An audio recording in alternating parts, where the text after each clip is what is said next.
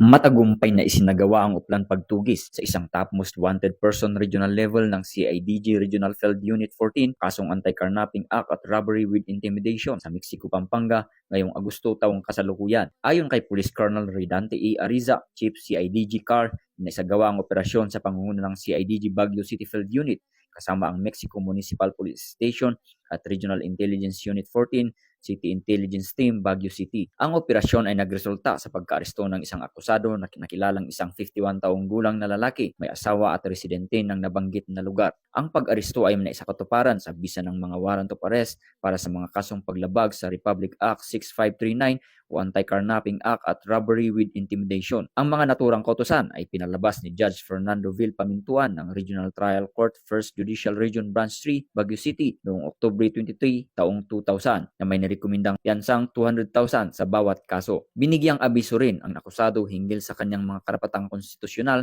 sa wikang Tagalog na kanyang lubos na naunawaan. Matapos ang pag-aresto, siya ay dinala sa CIDG Baguio City Field Unit para sa karaniwang booking procedures at pansamantalang i-detain kustodiya ng pasilidad ng sabing unit habang hinihintay ang formal na pagbalik ng warrant of arrest sa pinagmulan nitong hukuman. Ang pag-arestong ito ay patunay ng patuloy na dedikasyon at kahusayan ng kapulisan sa pagtupad sa kanilang tungkulin na ipatupad ang batas, tugisin ang mga pinaghahanap ng hukuman at tiyakin ang kaligtasan at katahimikan ng komunidad. Mula dito sa Police Regional Office Cordillera, ako ang inyong PNN Correspondent, Police Master Sergeant J. Fulgencio, alagad ng batas, taga-taguyod ng Balitang Pulis.